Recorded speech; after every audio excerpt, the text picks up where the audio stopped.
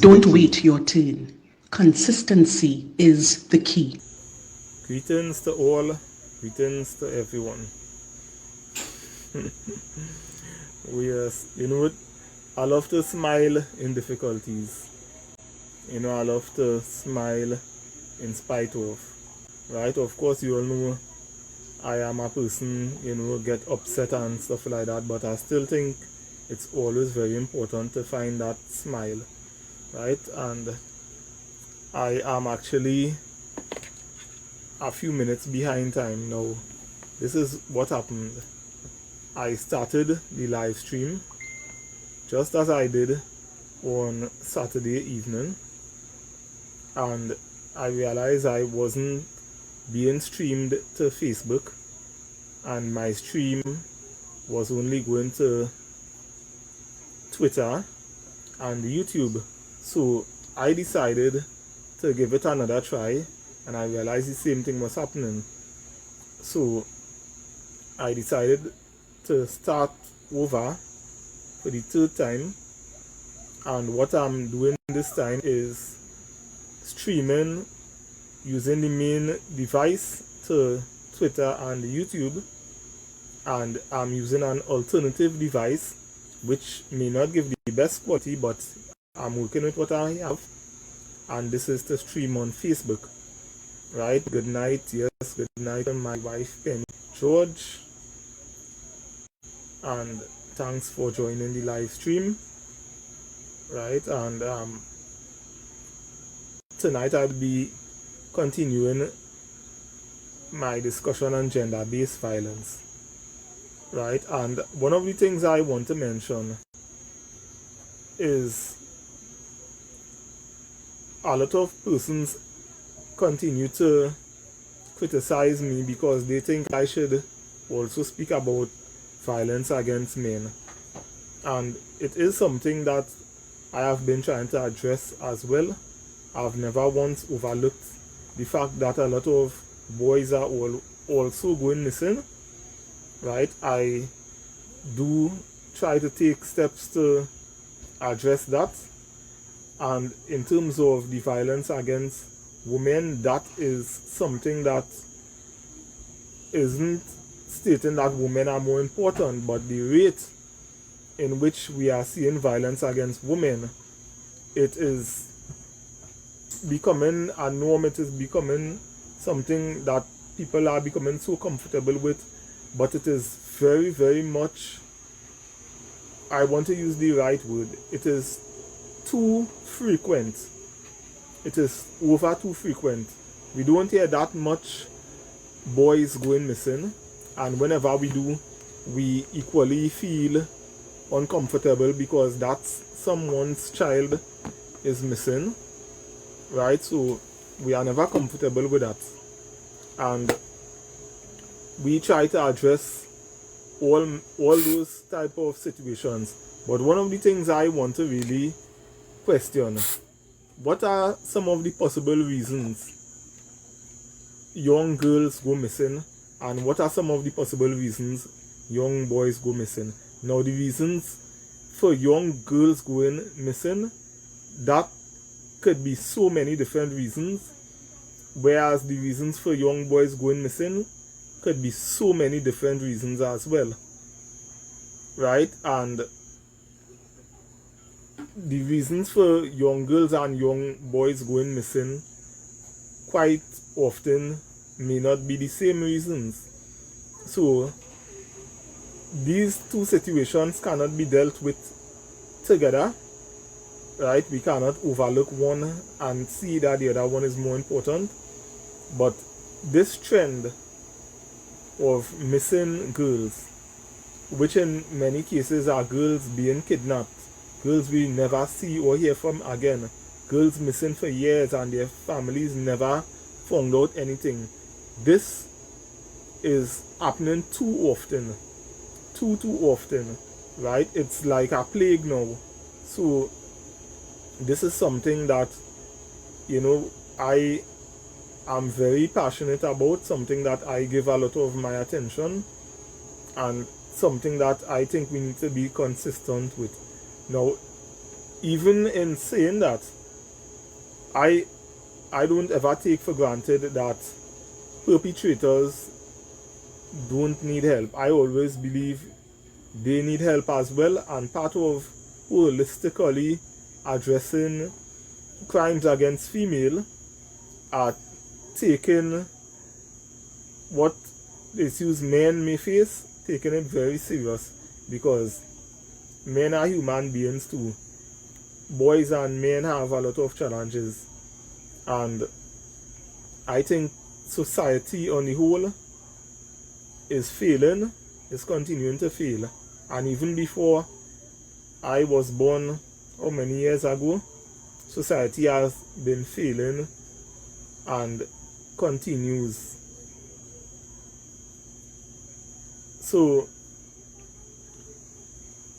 I've been looking at the missing persons reports on TTPS page, and when you look at the amount of young girls that go missing and how frequent it is, it makes me wonder, why are we as a society are not doing enough? Because I could come and call out and say, let us do and let us do. I could even start initiatives. I've actually started initiatives before that I could recall wasn't supported, right? I could recall making calls to persons who continue to take the situation for granted, and I could even recall some of the persons who have been, I want to use the word begging, because of the amount of times I would have been consistent sending them messages that they have been ignoring. I could recall that I've seen some of them in tears when it hit home, and I want to ask, why should it have to hit home? Why should it have to hit home? So, looking at some of the recent missing persons, let's just probably think about 2022.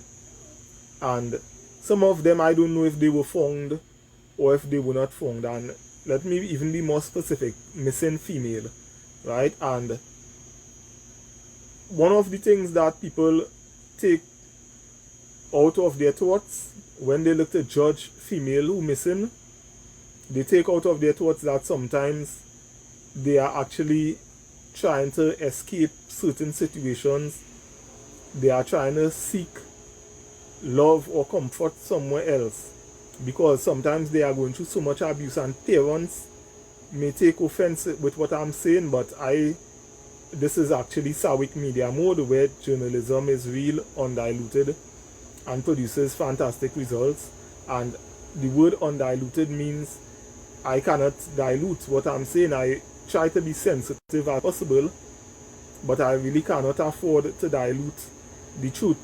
Now, a lot of times parents don't want to admit, or they don't want to come out, that their daughters are being touched at home, whether it be by a father, a brother, an uncle, a cousin, or some of the mother, next man or next man, or the big sister, boyfriend, right? And the neighbor sometimes, right? And a lot of parents don't want to admit that, because they're talking about it will bring shame to the family.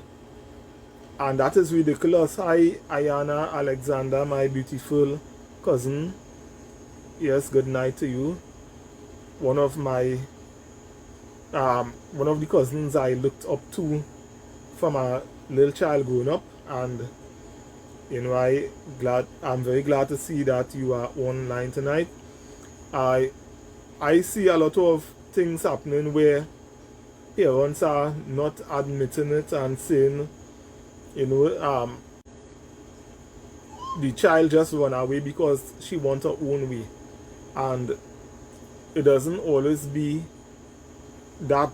And some of the times we see they go missing, and before we even find out what is the situation, we hear a whole lot of statements. They're going to take man and all kind of thing. Now, Tiffany Peterkin, 18 years. I don't know if Tiffany was found or is still missing. Someone could probably drop a text if you know the updates with Tiffany Peterkin, right? And the TTPS put out on their app on Monday the 7th of February, which is today, that Tiffany is missing, right? And she was last seen on the 4th of February, right? So that is very recent. Then there are those that are not so recent. Let me go to the starting. Melisha Peters, right? I wouldn't know the names so good, eh? I can't pronounce as good as much of you, right? This is someone from Point 14, 15 years of age. I don't know if anyone has any update whether she was found or not. You all could drop that in the comments. Anissa Balroop, 23 years, of Claxton Bay. I don't know if she was found or she wasn't found, right? And whatever is the reason these young women, whatever reason we hear from other people they were missing, especially when they were found, we're not supposed to judge them.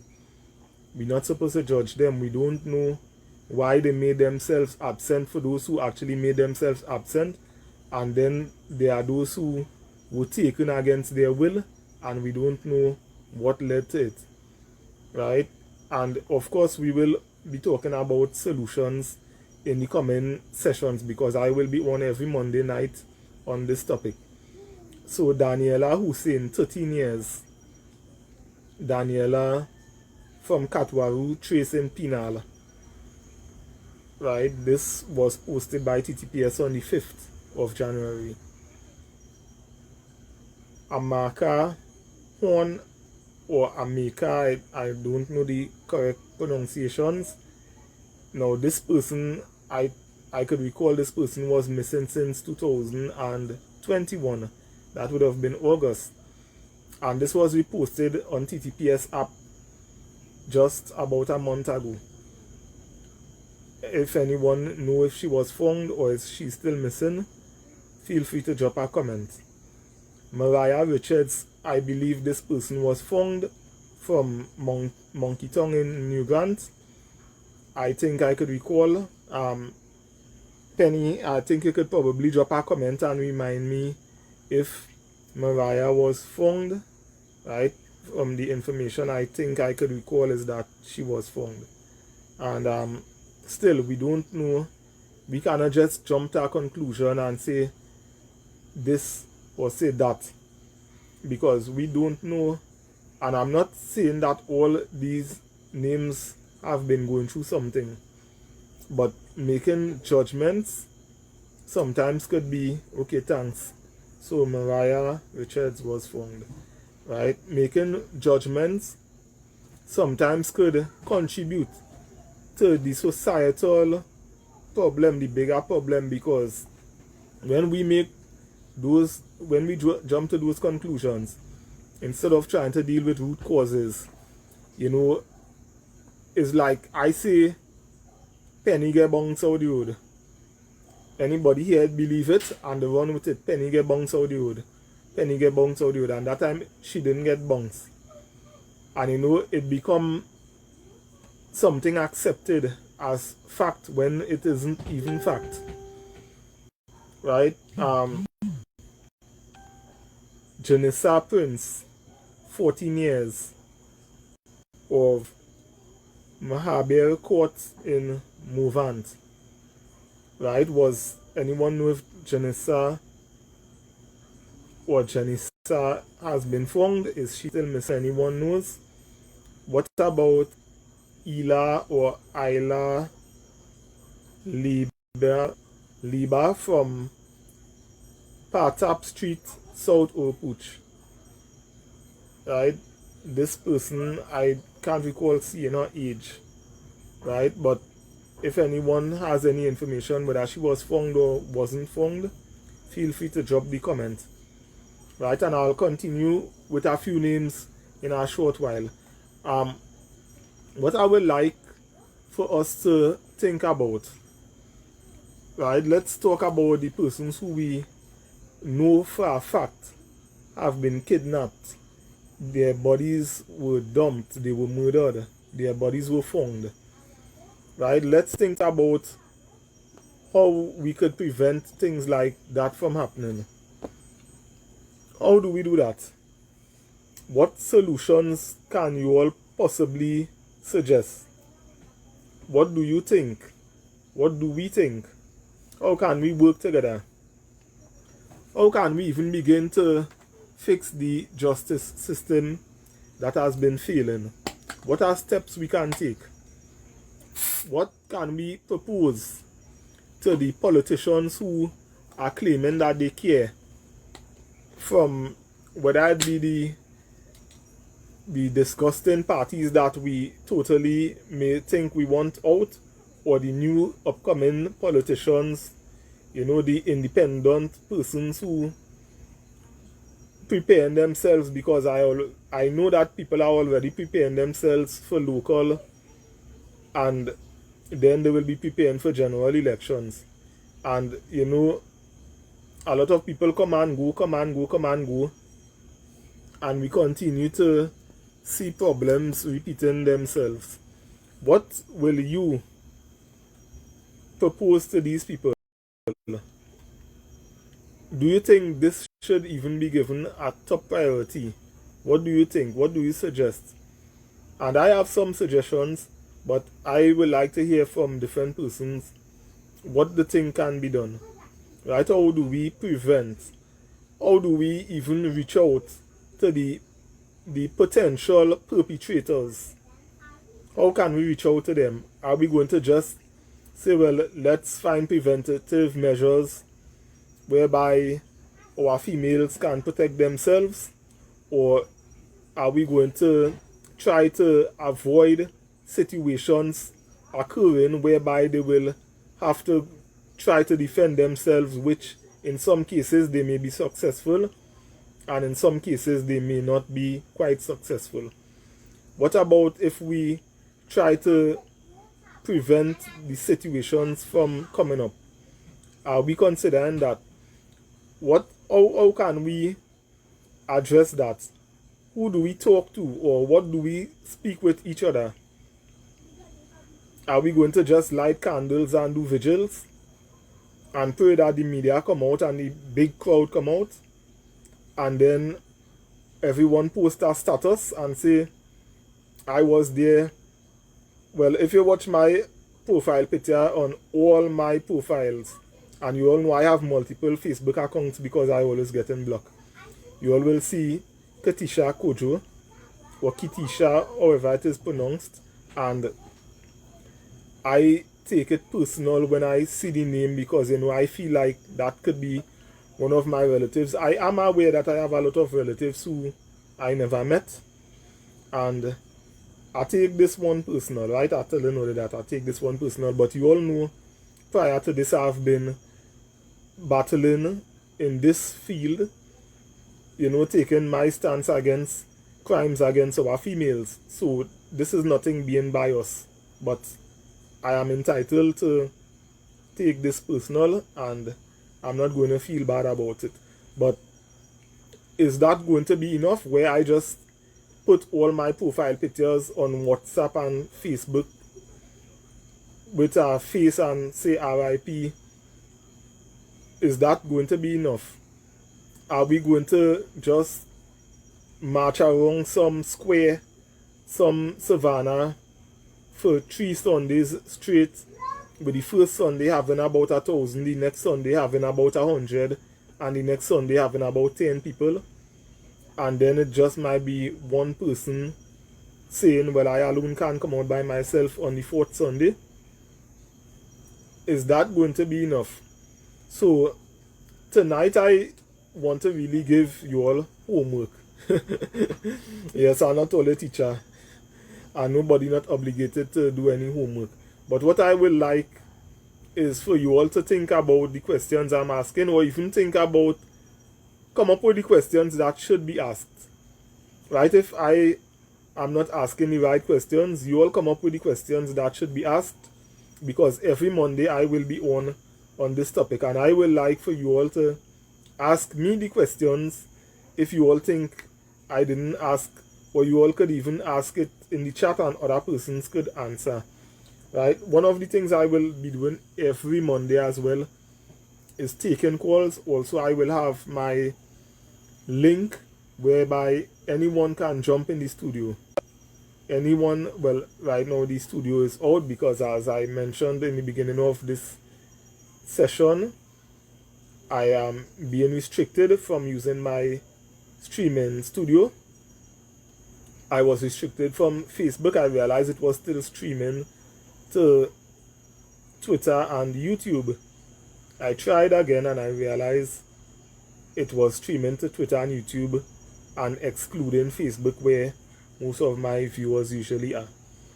However, while already going through this video here, where I started to stream direct from Facebook, I realized that the streaming studio got cut off. So at present, I'm not even being seen or heard on YouTube and or Twitter. And I'm just on Facebook only at this time. So that is one of the challenges. I will still find a way whereby persons could join in the discussion. I will find a way to set that up. And of course, I will be taking calls. And my lines are open for calls on any given night.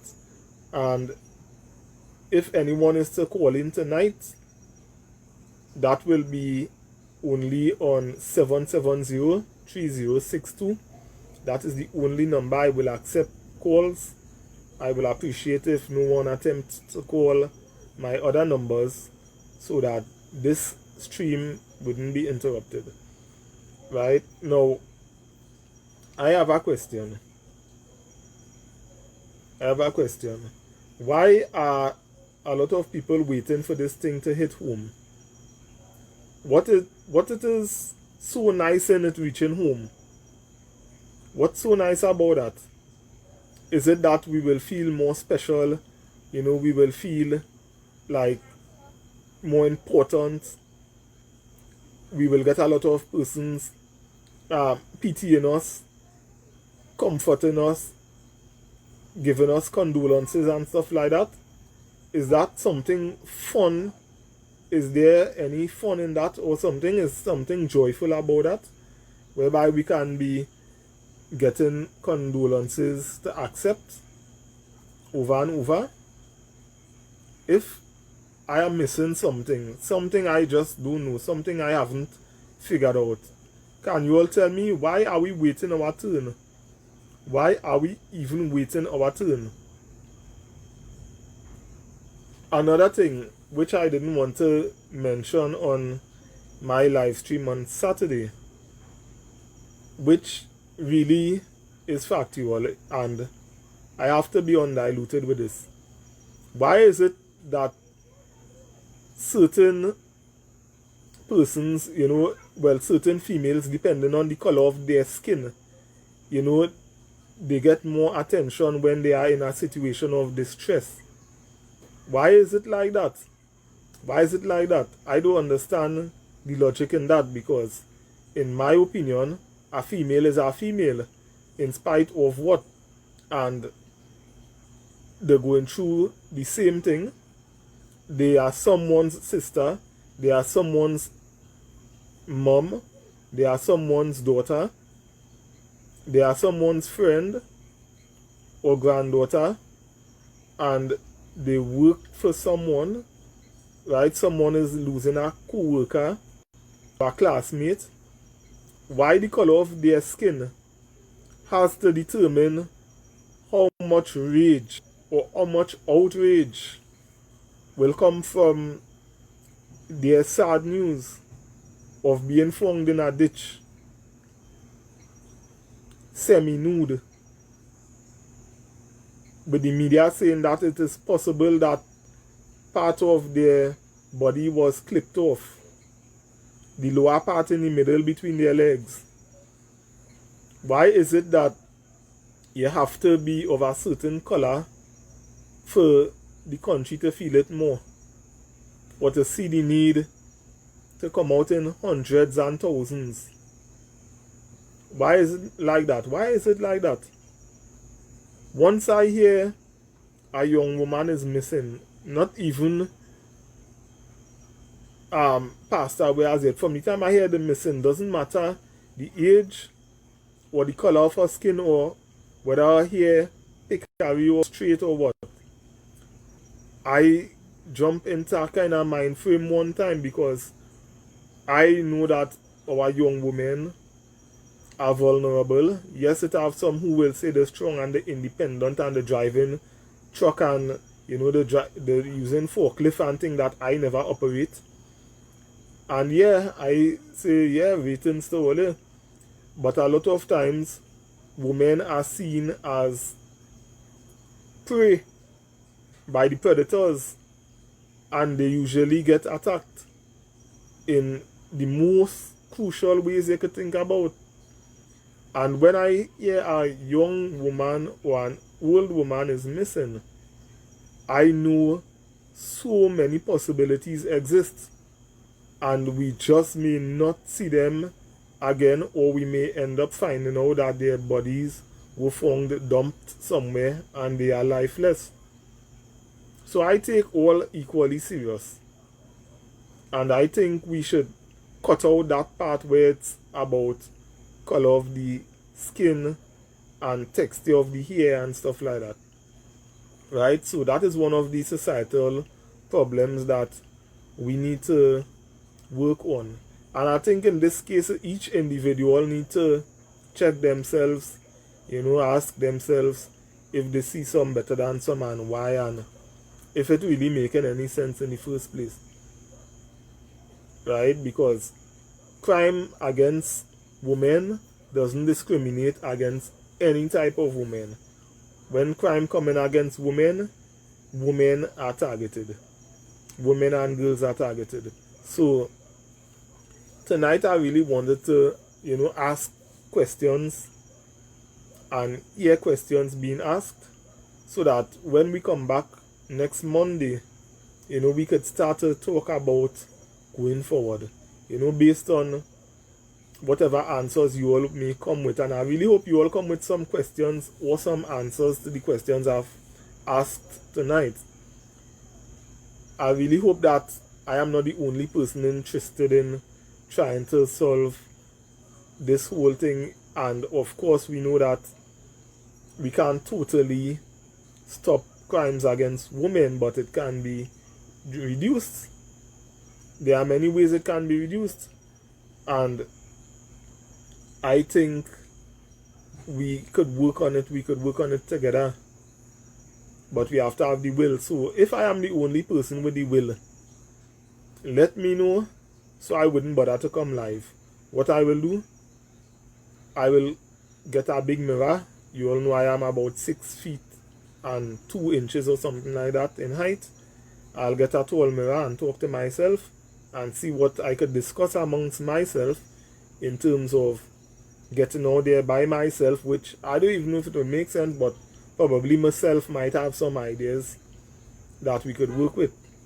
So let me know if it's even worth trying coming up on this live stream and make an effort for us to come up with solutions and not only talking, because in life I've been in a lot of talk shops, right? What I want is implementation, right? So again, who should we be talking to? What should we be telling them?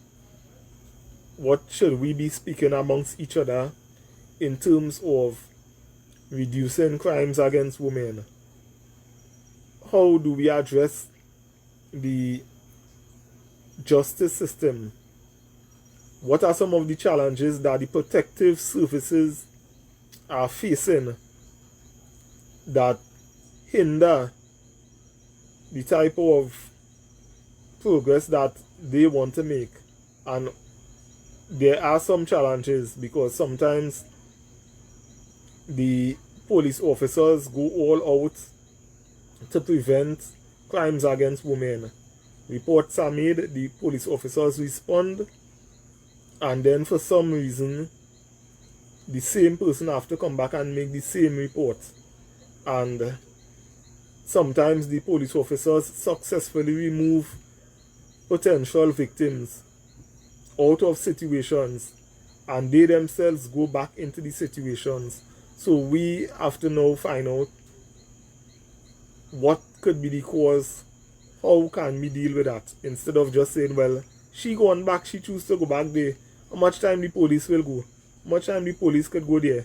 Right? And that's the kind of questions I hear people asking, which for real, I think if I was a police officer, I would have been asking. But how much times we have to come and rescue this person and remove them out of this situation? But then it means there's a bigger problem that needs to be tackled. We need to understand what could be the reason. And then for me now, for me, Daniel George, who have been in contact with a lot of persons and have a lot of conversations, I can say that some of them think they have no choice financially. Some of them, because of the amount of children they have and they are not well, they think it's difficult for them to go out there and work because, of course, they're not well enough to perform their duties. And at the same time, they have been begging and begging for more than 7 years and things, begging the government for social welfare assistance, public assistance, and they have been getting run around. Right? So yes, I could talk like this because I am familiar with cases of single mothers of 3 children, 7 children, 5 children, who they really are not well, always in and out of the hospital, and they are unable to go there and provide for their children, and they think that the only option is to go back with the same man who have been abusing them, who the police rescue them from on several occasions, or to go with a next person who might be abusing their daughters, and they think that they're seeing their daughters being abused, but that is the breadwinner, so they cannot say anything. And tonight I didn't really want to talk about the details yet. Tonight I really wanted to throw out questions, and hoping by Monday we will start to discuss it in depth. But all you know, I kind of impatient. I really kind of impatient because I have to touch on it when it's just burning to come out. Right? So there are multiple situations, there are multiple scenarios we could look at, and we have to find out, sometimes after years of abuse, their mind begin to accept their thing, their situation as normal. That's correct. That is very much correct. It feels normal. Right? We get so accustomed to it. We get so accustomed to being abused. Same way, we get accustomed being abused by the government, whether red or yellow, and we taking it. And the systems that the red and yellow control, which cause the justice to be unjust and the protective to be unprotected, these systems we accept. We facing it for so long that it becomes normal. If I see on the news our next girl missing, it's so normal because it's every day I see a girl missing. So I wouldn't be like so frantic again. But for me, I get frantic with every new face that I see, and it's because we don't know what the outcome is going to be. We don't know if they will be found or if they'll be found alive, or if it is the run away, as people say. We don't know what they're running from. Right? So let me do a time check. I have 15 minutes again. However, I think I will close off in 5 minutes, unless I end up going a little more. But the missing girls and the missing boys, both ways they have to be addressed. And I am hoping that these discussions will start to grow, and we will find solutions, real solutions. Because if it is we only talk and complain, that is going to get us nowhere. And you all will see how fast we will reach nowhere. You all will see how fast we will reach nowhere. We will reach nowhere very quick. If it is we only complain, or if we are just not bothered, and hoping that it will just happen just like that. So, we have a lot of work to do. We need to be consistent, and we need to stop waiting our turn. There was a time in life when I didn't see all these things as very important. So I could understand some persons don't even see the need to really address situations of violence, whether it be against women or men, boys or girls, right? And those things were taken for granted by me years ago. The question now, well, for me it probably, because it reached home, not immediately in my home, but persons who I would have cherished, and probably it shouldn't have been like that. So then, how do we get people to wake up and to think about the importance of proactive measures? How do we come to that where we could get people to open their eyes and see it as real, as if it actually happened before it even happened? How can we get people to take this thing serious? That is one of the things I want us to focus on as well. How can we get people to have that will, to see that urgency? Because right now it's urgent, because we don't know who could be next and when, we don't know. So in everybody's case, it is an urgent one. These things happen unexpected. These things are so unpredictable in most cases, unless someone know because they find out about it, or they may be part of the plot.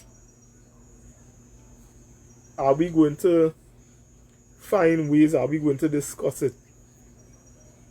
What can we do to get more persons interested in working towards preventing cases of crimes against women? What can we do? How can we begin to build and keep that momentum, and not just wait for another person to go missing, especially if they have a little different complexion, for us to start to make noise? Right? And then what are we going to do after the noise? Are we going to just say, okay, we make noise and it died down? How can we reach to the point where people will be willing to go beyond lighting candles and walking around whichever area? Now, I am in full support of the vigils. You've seen me there for sure. You've seen me in the march for sure. If all they say protest, from the time you say pro, I done started throwing my clothes. Not because I like Bacchanal, but because I believe if it is anything must be solved, we all have a part to play. We all need to show that we want to solve the issues. And if I sit back and wait for somebody else to make up a crowd, then somebody else might be sitting back and waiting for me as well. Right? So, what are we going to do after the noise? What are we going to do? What are we going to do after the protest? what are we going to put in place for faster response and better cooperation with persons who have CCTV footages? How can we get them to trust the police? Some people say, no, I don't want no thing showing from my angle because they're frightened, the feeling one time that they will be considered as a witness to a crime or a possible crime. And they don't want that. I could remember there was a shooting in my community right in front of my house. Right in front of my house. My goddaughter was outside, and thank God that nothing happened to her.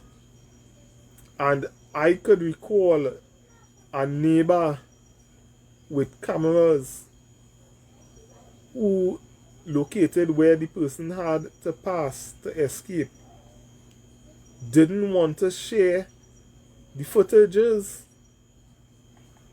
I could remember that clearly. I could remember that, but then it's fear. So I could get vexed and say, well, the selfish and this and that and the other, but a lot of people are in fear.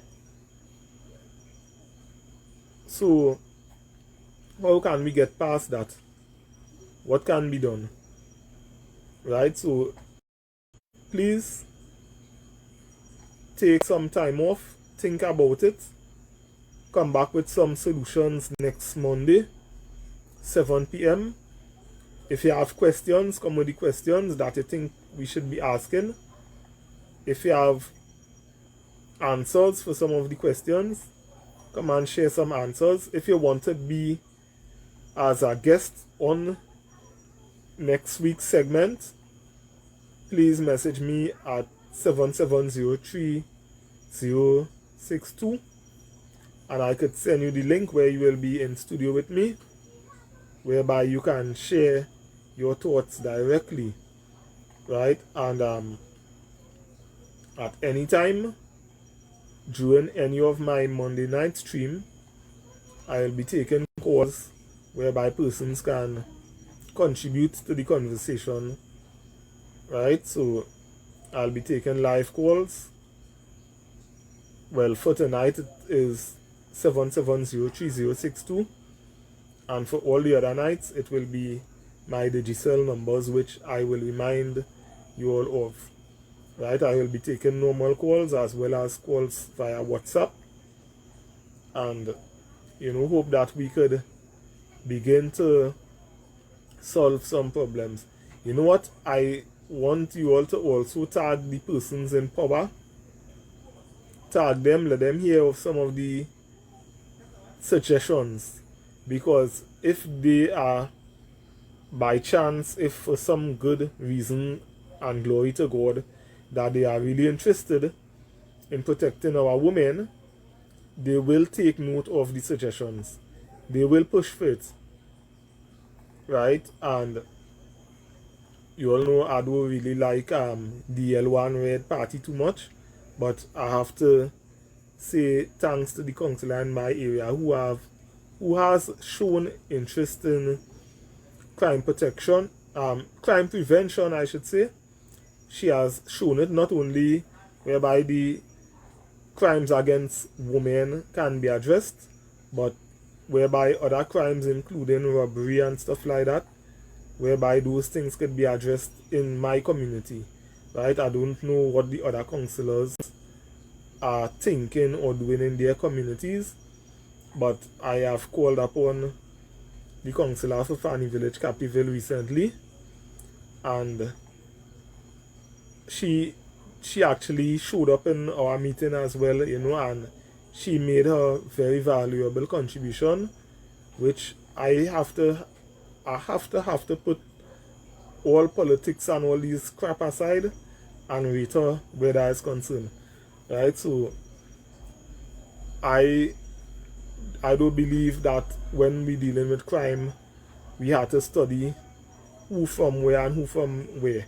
Whoever willing and putting themselves out there to be a part of solutions, let's say glory and praise and thanks to God for that, and thanks to them, right? So Brianna Fortune John, take I don't want to just say thumbs up. Thumbs up is everything now people doing a thumbs up, right? So I think you deserve more than a thumbs up where that is concerned. Now it is 6 minutes to 8 and I will close off at this time. So I'm looking forward to a fruitful discussion on next Monday. Next Monday is what day? Let me see if I could check it here quick. Well, I wanted to even ask, let me don't close off yet. I did say I wanted to mention some other names that showed up on the TTPS app.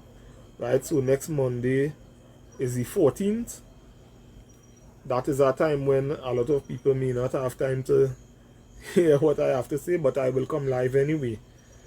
Right,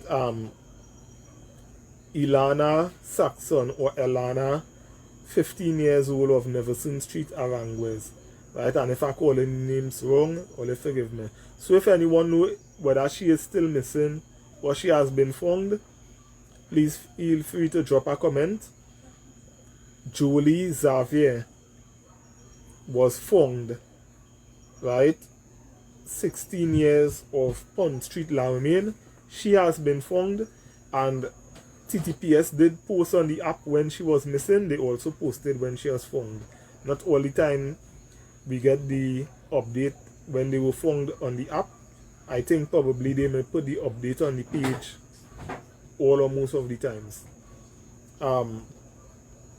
So thank God,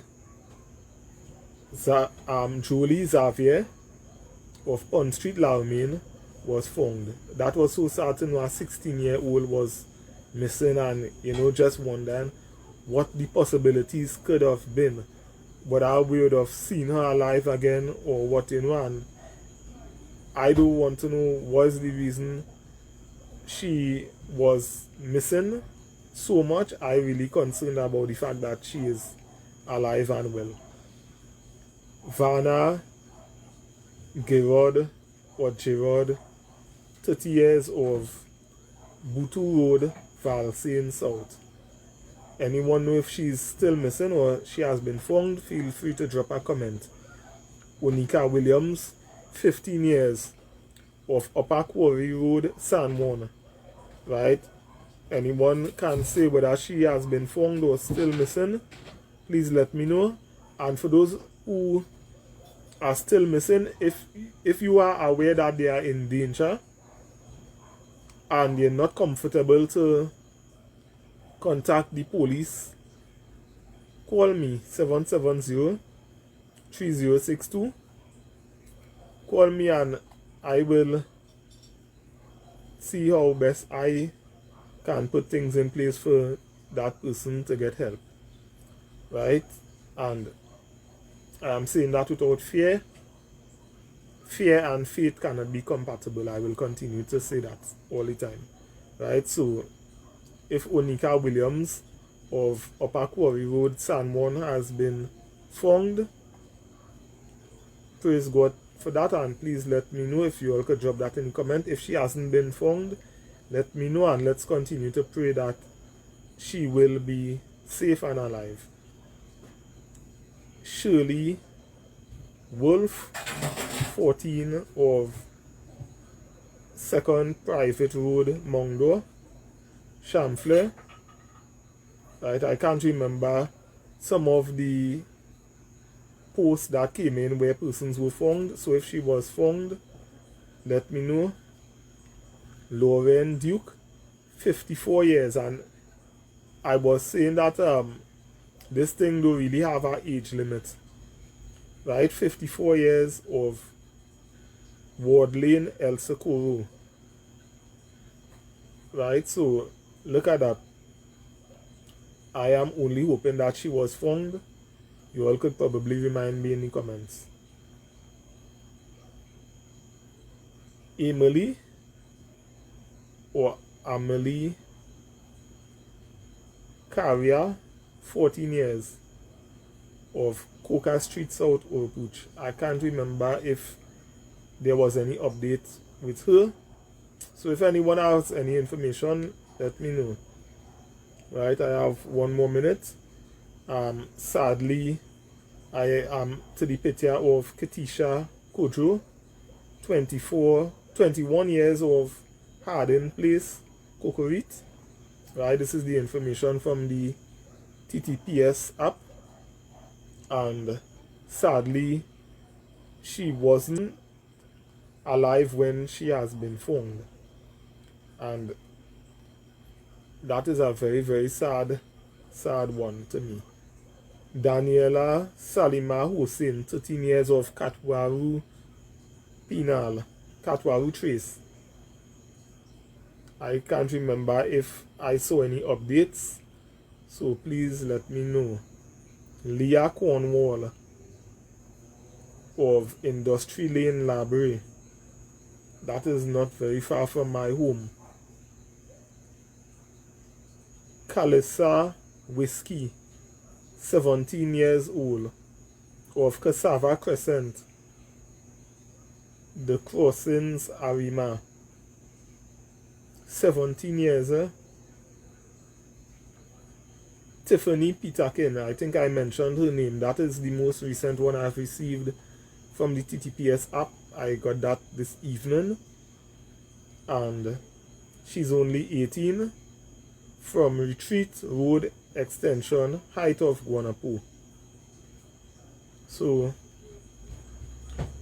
these are what I've received for 2022 thus far, and there are probably more that may not have been posted on the TTPS app. I think we need to take this more serious. Let's stop taking it for granted, and let's stop waiting our turn. So until next Monday, have a blessed week, everyone, and hope you all come with some questions as well as some answers.